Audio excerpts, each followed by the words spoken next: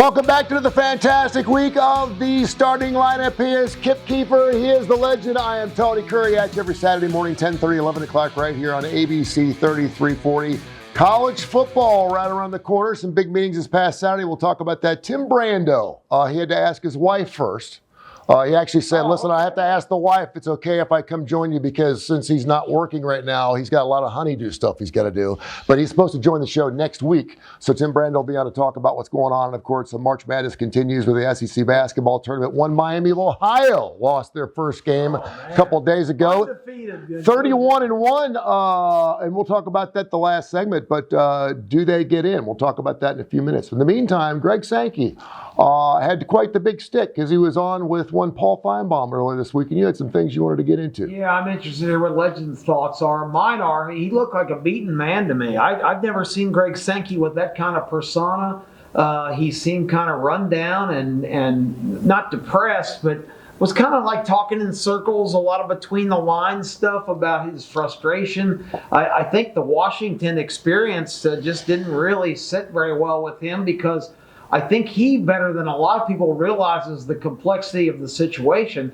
And, I don't want to rant on, but he's also getting a lot of blowback for agreeing to this 9th conference game, guys, when the SEC did not see the tournament expanded to 16 teams, which was promised to him. Petitti wanted 24, and he didn't get his way. So Petitti has really kind of emerged now as the big dog in the pen, and I don't think Sankey has taken that well. And I pointed this out a couple of times to people this week.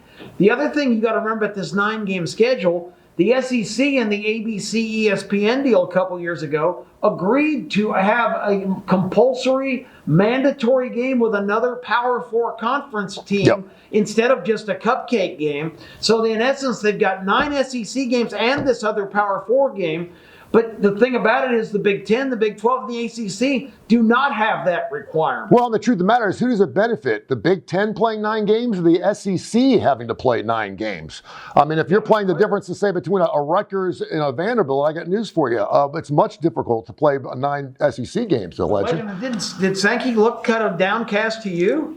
Yeah, I think Sankey is running into a situation where the Big Ten commissioner is not agreeing with him on the future of college football. And they're the 2 most powerful figures in football, the Big Ten commissioner and the SEC commissioner. And it's causing a wild, wild west effect where all of us don't know what the hell's going on, Tony. No one's talked about the ACC and the Big 12, although they were represented there, obviously, with their commissioners at that big showdown Saturday in Washington, D.C. And I wonder what their thoughts are. I don't like the 9-game schedule because, we see the SEC every single week, and I realize it's one of the toughest conferences to play in. I love the non-conference games. Now, I don't want them playing Middle Tennessee State. I like to see some of those games, but I love the Chick-fil-A kickoff bowls. I love some of those earlier games in the season, much like they do in college basketball where they have all kinds of tournaments. So if you're going to be picking that, but if you look at a team, say, like Ohio State this past year, who they played Texas, did that behoove Texas to play Ohio State that first game of the year, despite the fact they lost by 7 points? They didn't get in. So you could certainly make that argument by making those arrangements to play bigger teams. Sometimes it doesn't always bode well for you.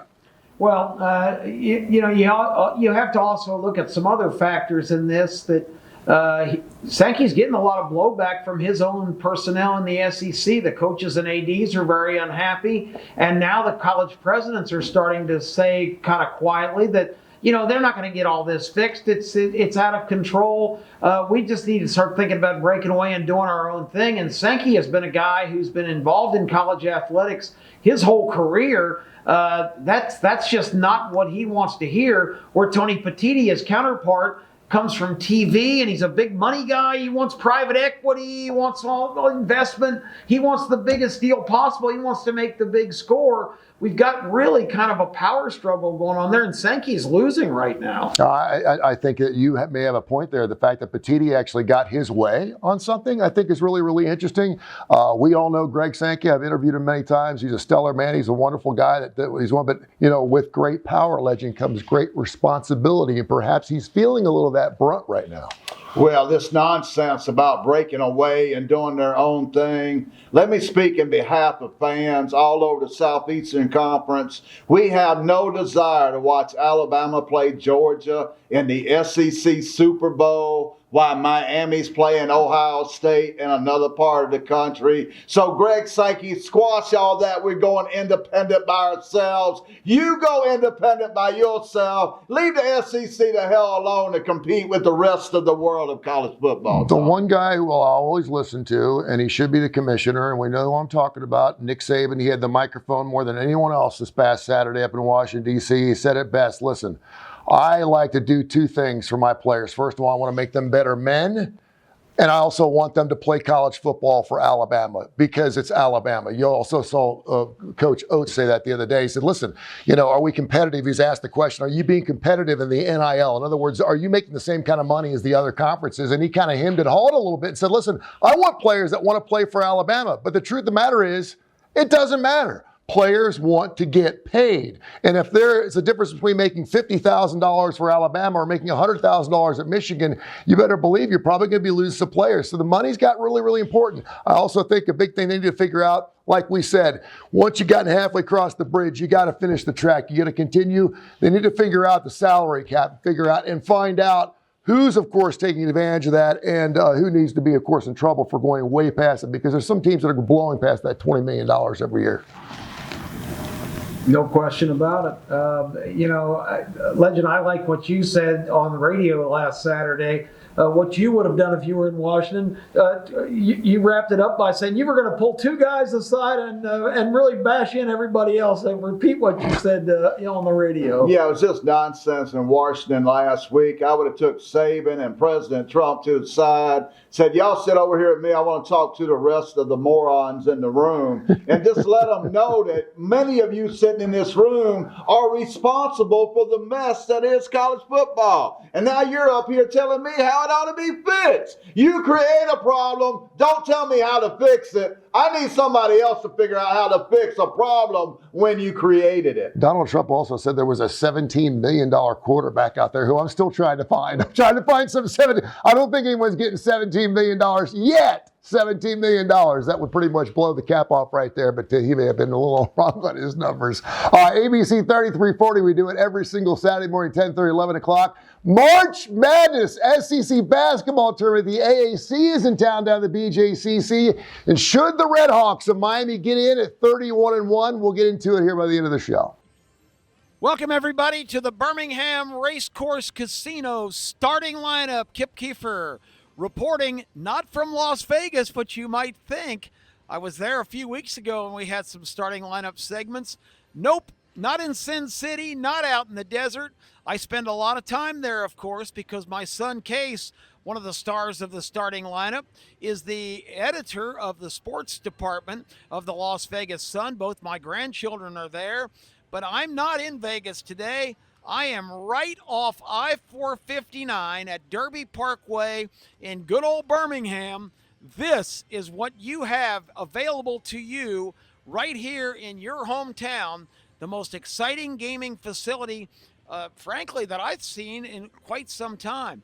I spend a lot of time in Vegas. I've been in all the major casinos, but as far as the gaming floor, the sights, the sounds, the visuals, this is an outstanding setup, as good as any place I've been in the gaming business in my long career doing racing and gaming. So I've got a lot of people telling me that knows I've been associated with this for many, many years, that, well, I haven't been out there in a long time. If you haven't been out here, well, you haven't been out here, period, because it's a total transition, a transformation to a brand new kind of entertainment, and they have done a world-class job. This is as good as it gets. Outstanding, big jackpots, chance for life-changing money, just a great night in excitement with all the lights and bells and whistles that come with it. It's like being in Vegas without even having to leave the city limits. Absolutely outstanding. And this is just the beginning. A world-class resort just down the road in the plans, including quality high-rise accommodations in terms of a hotel, great food options, entertainment facilities that will take care of concerts and different shows of all kinds. Even a big thing in Alabama, sports betting may be coming soon here on a legal basis. It's going to be fantastic. So much to be excited about in the future.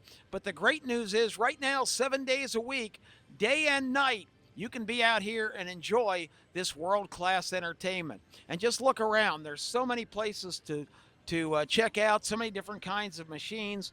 It's just absolutely phenomenal. If you haven't been out here yet, make a point to get out and see us. Again, right off 459, Derby Parkway is the spot.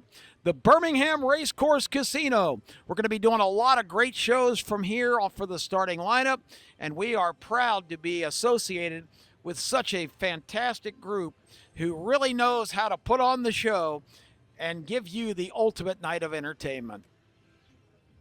Man, I would take every penny I got. If I was a star athlete today, I would start out at Michigan. I'd go to Ohio State, and I would end up at UCLA, USC, Notre Dame, and finally at Alabama, laughing about all the money I had stole from them other teams. And before I got to my real destination, we cannot blame the player. I heard somebody say yesterday, this is the player's fault. This ain't the player's fault, man. This is the idiots in the room that gets paid $2 or $3 million a year that's supposed to be getting paid to come up with some solutions and rules, and now they're in Washington, D.C. begging the president to help them out. I just don't understand people that's supposed to be in position. We give Charlie Baker $2.8 million a year to be the president of the NCAA, and he doesn't do nothing but go to Washington to try to get the problems fixed that we paid him to fix. I mean, what the hell is going on? Somebody explain it to me. In Legend, here's what makes it even worse. The NCAA created this disaster. If they had let athletes get what was going to be really minor compensation for the true use of their name, image, and likeness in the EA Sports game, all of this, I think, could have been averted. All of this started, Kip, correct me if I'm wrong, but didn't it all start with lawsuits because of the NCAA prohibiting EA from paying players? Yeah, the EA and Ed O'Bannon. Yeah, the EA and the players themselves started filing suits, and that was really the crack open of Pandora's box, and then it was thrown wide open. The lid was ripped off, and now we're living in this nightmare because the NCAA, instead of recognizing, and I've said it 1,000 times, the inevitability that this was coming, put their head in the sand and said, nope, these are student athletes. They can't be compensated. They got to be amateurs. They can't be professionals. And they fought it tooth and nail, paying millions and millions and millions of dollars to lawyers to keep filing more and more suits, getting it all the way to the Supreme Court. And Legend, it was a close game in the Supreme Court. 9-0 was the vote in favor of the players being compensated. When's the last time this Supreme Court voted 9-0 on anything? Yeah, well, you're at the point where I keep hearing, on Paul's great show, the Feinbaum show, you hear 8 million suggestions how to fix it. But my problem is the people that can actually fix it are asking someone else to fix it. So why did I hire you if you can't fix the problem? We hear how great a Commissioner Sankey is and Petitti is. These guys are just revolutionary, great, brilliant people. Why can't these brilliant people fix it? Why can't you come up with a plan? Well, you going to get sued? Well, you're going to get sued anyway. You're going to get sued if you go left. You're going to get sued if you go right. But here's the problem. Do something. Do something, even if it's wrong. Do something. Stop telling me about how you can fix it, but you never fix it. I just disgusted. If I was there yesterday, I would have snapped on everybody but the president and Nick Saban. I said, y'all two come over here with me. I'm snapping on the rest of these folks right here. This is Game Time with Kip and Terry on Jocks 94.5, the Jocks mobile app, and wherever you stream Jocks. Welcome to the Legend Cave. I am the legend, the 5-time Paul Feinbaum Caller of the Year. And here in the Legend Cave, every once in a while, we like to talk about the state of the Alabama football program. This past week on the Feinbaum Show, an agent came on and said that it's well known among agents and yes, college football has agents, Jerry Maguire now. It's well known among the agents of college football that Alabama likes to shortchange people. They like to get people on the saving discount. Give them less money because, hell, we're the University of Alabama. If you play for Alabama, you ought to take less money to play for Alabama. I want to say something to Greg Byrne and to Coach DeBoer. 365 days a year! 365 days a year! I'm a part of this, baby. And you are too out there. 365 days a year, it means something to you. Now, Greg Byrne, I don't care if you got to go to Cadillac, Coca-Cola. I don't care if we had to put a Coke emblem on one side and a Budweiser sign on the other side. You need to catch up in the $40 million club and become a part of the big boy. We're talking Alabama. Why do I get so upset, ladies and gentlemen? Because this is the greatest helmet ever in college football.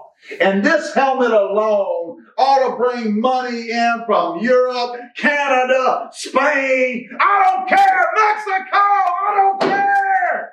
We ought to be able to bring in money to get any damn player we want to get. We ought to get the best left tackle, the best quarterback, the best running back. What we don't have at the moment is the best AD, evidently, Greg Byrne. Because here we are again. I'm seeing Alabama can't afford a running back that Texas could afford.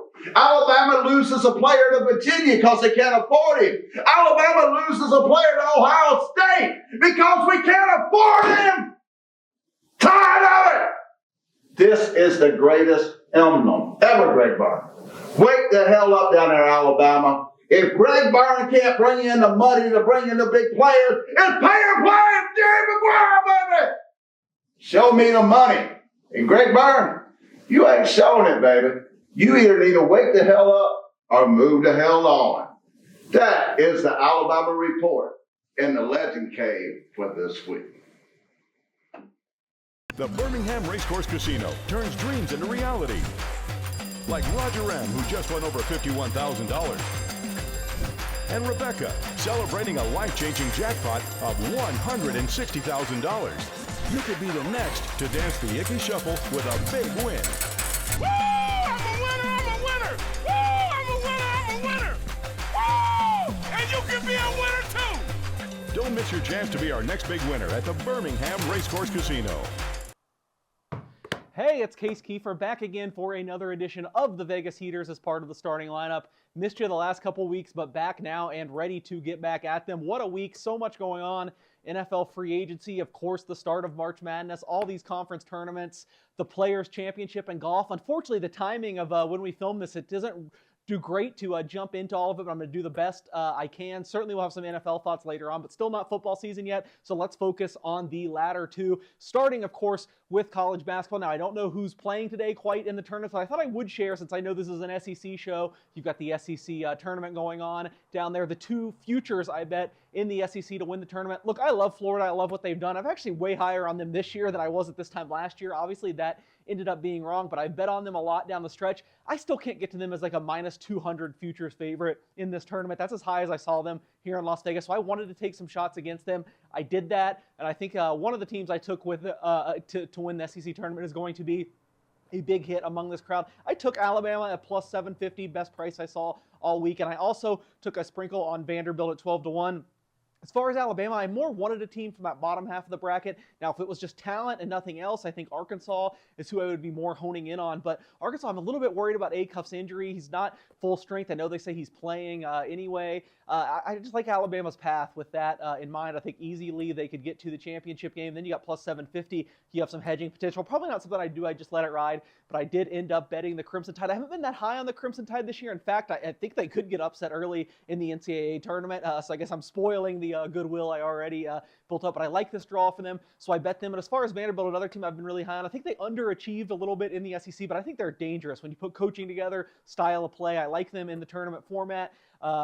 Both these teams could be out by now. This is totally a moot point, but I just wanted to touch on basketball in some way, and those are two teams that I am targeting in the SEC tournament. I liked the way the draw broke out. Who knows? Hopefully they're both playing in the semifinals today, and I can tell you I will probably like them in their respective matchup. College basketball has been a big part of my betting portfolio, especially the last 2 years, maybe my highest ROI sport. But my bread and butter, if you go back longer, for the last several years since I've been doing this seriously, standing alone, number one has been golf. And we have the first, not really a major, but the PGA Tour is branding it as a major down there in the Jacksonville area this week, the Players' Championship. Biggest purse in golf, $4 million to the winner. We've really seen the stars rise in recent years. Rory McIlroy, of course, wins the playoff last year. Scotty Scheffler the 2 years before. However, I think that's a little misleading because this course is just really hard to master. Should be a lot of randomness. We've also seen like 500 to 1s win in the past here. So I did want to look further down the board. I'm going to try to beat Scotty Scheffler, not at his top right now. Rory might even be withdrawn by the time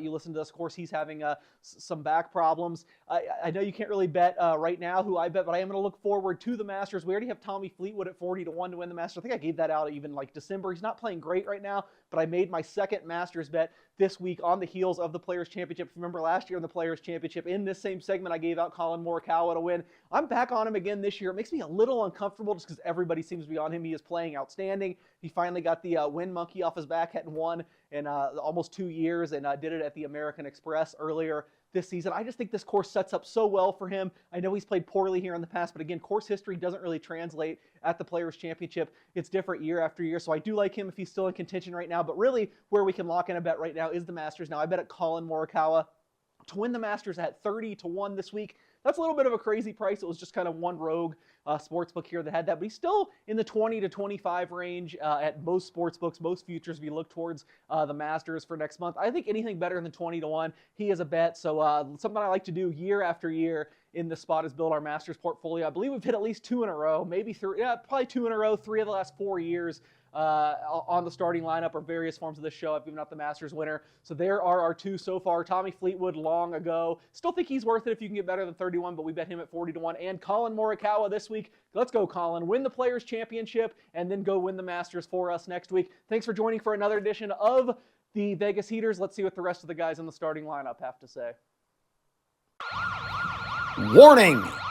This program contains irrefutable facts, unapologetically biased opinions, and shameless homerism for the Southeastern Conference and its teams. Misguided fans of other leagues and teams may find some of the information in this broadcast to be disillusioning, deflating, or even offensive. You've been warned. Kip, Terry, Tony, Legend, Case, and our special guests, we own the airwaves. Saturday mornings, 8 a.m. on Jocks 94.5. It's game time. Saturdays, 10:30, ABC 3340 television. Get ready for the SEC on ABC and get in the starting lineup. And on Sundays, 9 a.m. on Jocks, it is Kip and Terry after a great day of football, the morning after. Football weekend, total information domination. The Birmingham Racecourse Casino turns dreams into reality. Like Roger Ram, who just won over $51,000. And Rebecca, celebrating a life-changing jackpot of $160,000. You could be the next to dance the Icky Shuffle with a big win. Woo! I'm a winner! I'm a winner! Woo! I'm a winner! I'm a winner! Woo! And you can be a winner too! Don't miss your chance to be our next big winner at the Birmingham Racecourse Casino. 3, 2, 1, ignition and liftoff. We have liftoff of Season 9 of The Morning After. Terry Quillian and Kip Keefer at the controls, delivering a payload of unlimited, invaluable information and entertainment, pinpoint analysis, and unique perspective unavailable anywhere else in the universe. A supersonic show in an orbit all of its own. If you love college football and fun, get on board. Boldly going where no football show has gone before. Hipster, are we there yet? On our way, Tare. Definitely on our way. One of our brand new sponsors, Masker Scarcella's Alabama Taekwondo. It's AlabamaTKD.com. Alabama TKD. We're going to be breaking some boards in here, baby. The next couple weeks. Whoa! Master Scarcella could put his hand through that Auburn helmet. Of course, my son's also a black belt. Thanks to him. It's a fantastic organization. AlabamaTKD.com. Check it out. It's fantastic in martial arts. Also, the Woodhouse Day Spa, Birmingham.woodhousespas.com, Birmingham.woodhousespas.com. They do wonderful work. And of course, our little gambling site we do. It's a handicapper show is what it is. It's K4Wins.com, K4Wins.com. Speaking of the devil, the Miami Redhawks lose their first basketball game, believe it or not, in the MAC tournament. Everyone kept saying, do they need to win out? Bruce Pearl felt like they had to win to get in. He does not think they're worthy of an at-large. Your son, Case Keefer, who's on the show every single week, said that Auburn would actually be favored over Miami on a neutral site game. Asked the question, does Miami get in or not? 31-1, it's hard for me to keep them out, but Legend can pontificate on this a little bit more because their conference is really weak, but it's their non-conference. You've got a little problem with Legend.